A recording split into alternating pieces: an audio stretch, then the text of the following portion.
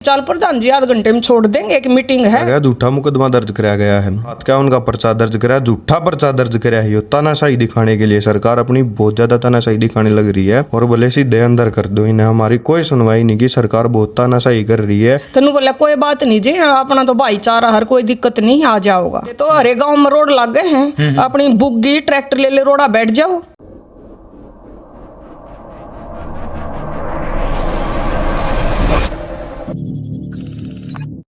नमस्कार, हमारे YouTube channel पर आपका स्वागत है।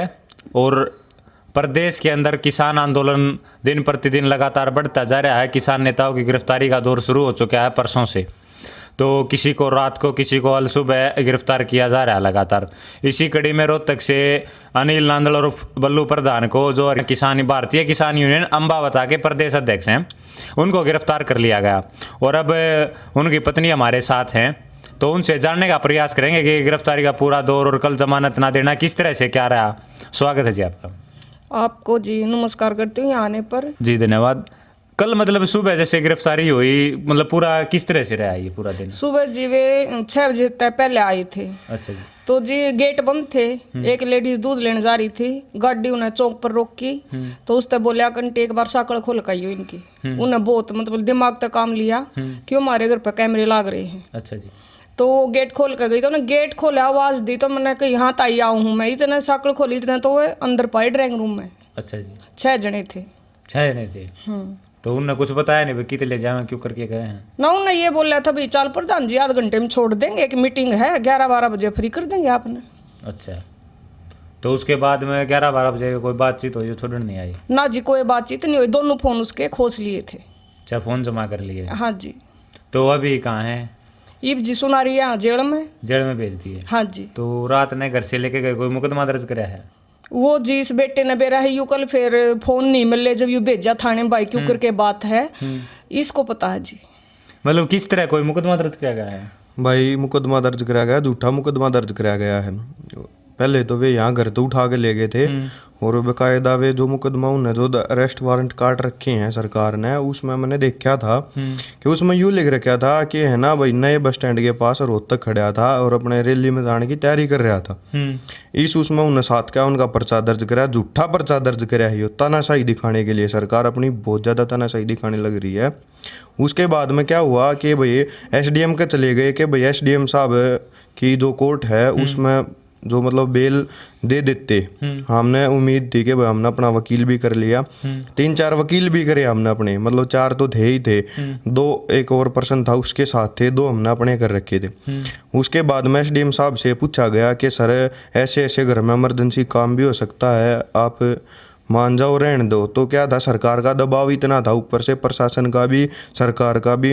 उन्होंने हमारी वकीलों की कोई सुनाई नहीं की, हमारे डॉक्यूमेंट साथ के हाथ में रखे रह गए और उन्होंने ना अपनी सेटिंग करके और उस पर जो अपना वो बेल वारंट का जो वो पेज था, क्या बोलते हैं उन पर, जिन पर जो वो लगा रखा था 751 का जो पर्चा था, उस पर वो मोहर मारी और बोले सीधे अंदर कर दो इन्हें। हमारी कोई सुनवाई नहीं की, सरकार बहुत तानाशाही कर रही है, ये नहीं चलेगा किसानों के साथ।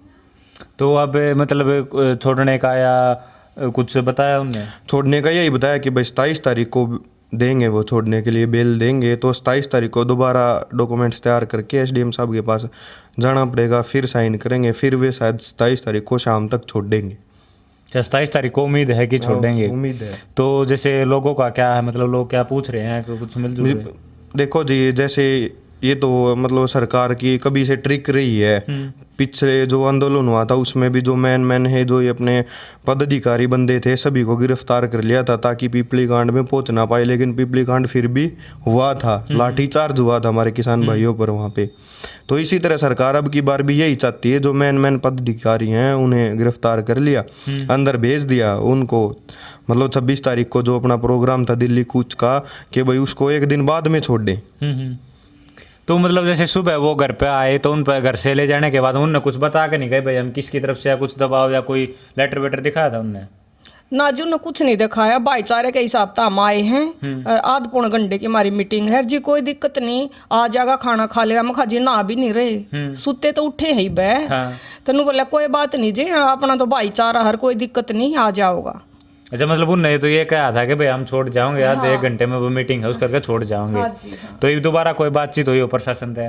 ना जी हमारी कोई बातचीत नहीं हुई, नाम प्रशासन तक कर दे। जब पूरा हरियाणा है, हरियाणा देखने लग रहा है, हर एक इंसान की लड़ाई है, हर एक जवान की लड़ाई है, हर एक बुढ़े की लड़ाई है।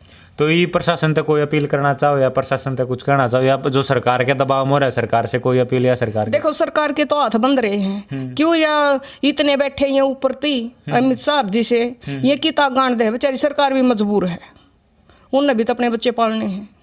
तो ये मतलब न्यू कुछ हो नहीं रहा कि भाई सरकार जैसे प्रशासन है जो तानाशाह कर रहा है ये ठीक है?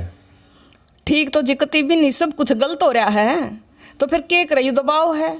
और देखो मैं तो आपके चैनल के माध्यम से हर एक लेडीजों को हर एक गांव में ये बोलती, भाई सारी लेडीज हैं, काके है, ताऊ है, अपने चलो उड़े दिल्ली नहीं जाने देते तो हर एक गांव में रोड लग गए हैं, अपनी बुग्गी ट्रैक्टर ले रोड़ा बैठ जाओ, फिर कितना केस दर्ज करेंगे ये। तो मतलब केस दर्ज कर लिया और अंदर कर दिया और 27 तारीख को बोल रहे हैं कि हम छोड़ेंगे। हाँ, वो भी बोल रहे हैं जी, बाकी पक्का नहीं पता। तो ये हमारे साथ उनकी पत्नी थी, और जिस तरह से ये बता रहे हैं कि प्रशासन का इतना दबाव था या सरकार का दबाव, उसमें गिरफ्तार किया गया है।